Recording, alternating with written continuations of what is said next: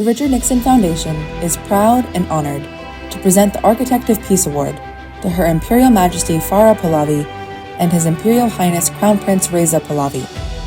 Facing adversity with courage and determination, they have each devoted more than 40 years to championing religious freedom and focusing attention on human rights abuses in Iran, and to advocating the reinstatement of a democratic form of government. The award also recognizes the long and close relationship between Mohammad Reza Shah Pahlavi and Richard Nixon. The Shah's long reign spanned 7 presidential administrations.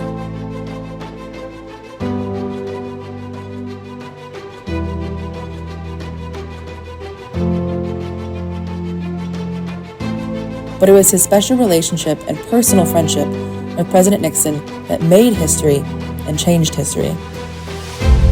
They met for the first time in Tehran in December 1953. In notes he made at the time, Vice President Nixon described the Shah's quiet dignity. He was impressed by his probing, astute questions. He sensed an inner strength. They met again in Washington in 1958, and 10 years later in Tehran. In October 1969, the new president welcomed his old friend to the White House. As a result of their discussions, reflecting the Nixon Doctrine and the president's grand strategy, the focus of U.S. Middle East policy shifted to Iran as the cornerstone of regional stability and America's partner in the struggle to counter Soviet expansion. In 1972, the Shah and Shahbanu welcomed the president and First Lady to Iran. It was a truly memorable visit that has been described as the capstone event in the shift of U.S. Persian Gulf policy, emphasizing Iranian primacy. At the White House in 1973, the warmth of the president's welcome reflected their friendship, while the depth of his remarks demonstrated the grand strategy aspects of their partnership. Your Imperial Majesty, it is a very great honor and a special honor for me to welcome you again to our nation's capital, and at the same time to welcome Her Imperial Majesty, the Empress. Our friendship goes back over a period of 20 years. When we first met in Tehran, when I was Vice President of the United States, and when you then were a very young emperor. It is significant to note that of all of the areas in the world which pose a potential threat to peace in the world, that Iran is in a very key central area. I refer, of course, to the Mideast, to the Persian Gulf, and to all of that area that surrounds it. And what gives us a great deal of heart, those of us all over the world who are interested in peace, is that you have always stood for and stand for now a policy of contributing to the forces of peace and stability rather than to the forces of war and destruction.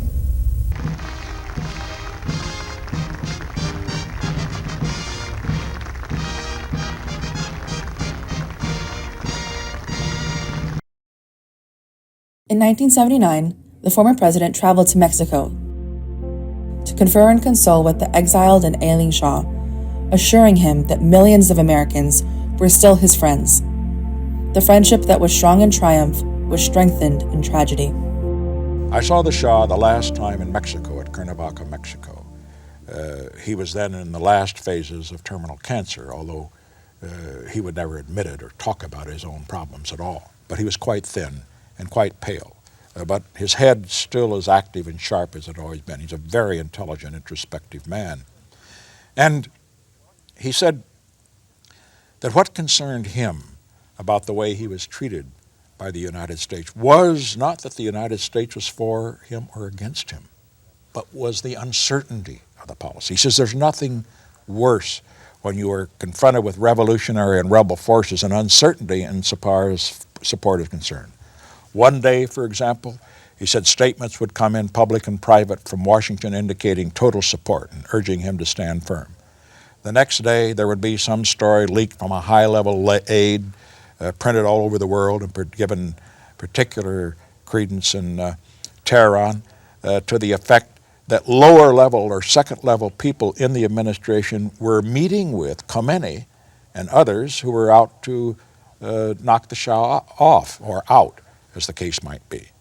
And then the next day, there would be a story to the effect that in the event that the Shah left Iran or was overthrown, the United States would be prepared to accept any government that the people chose. Well, he said all of this had the effect of encouraging his enemies and, of course, discouraging his own supporters. He said that was a mistake. And I believe it was a mistake, too. As a matter of fact, what happened to the Shah, I think, could only be interpreted in that part of the world and other parts of the world as well, is that it is dangerous to be a friend of the United States, and it may pay to be an enemy.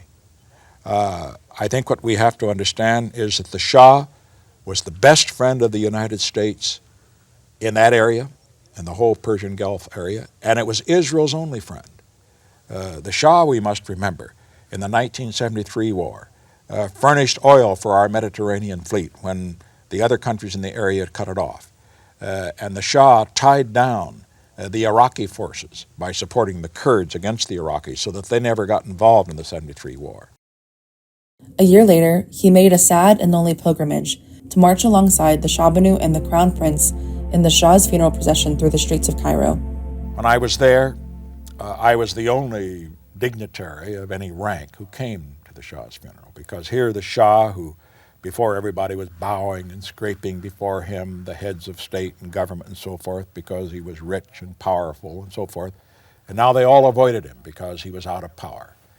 And I never forgot that as I was standing there in the big tent where all the VIPs, usually ambassadorial level, not head of state level, were standing, Sadat came walking in, resplendent in his uniform, general's uniform. He saw me, his eyes lit up, and he walked over, held both hands out, and he said, "How good of you to come. How good of you to come." And I said, "Mr. President, it was very courageous of you to receive the Shah after virtually every other country did not grant him sanctuary." And he said, "Courageous, sir? It isn't courageous to stand up for a friend."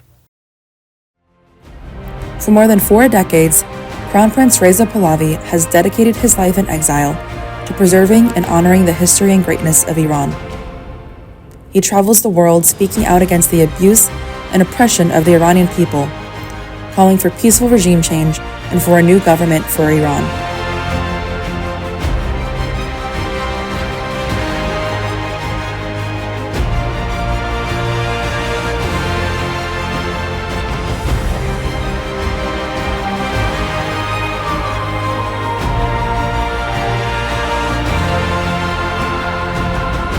Reza Pahlavi has said that peace is neither a relic of history nor a distant dream.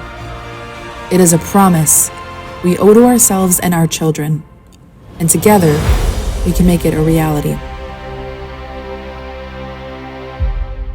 The Richard Nixon Foundation presents the Architect of Peace Award to His Imperial Highness Reza Pahlavi.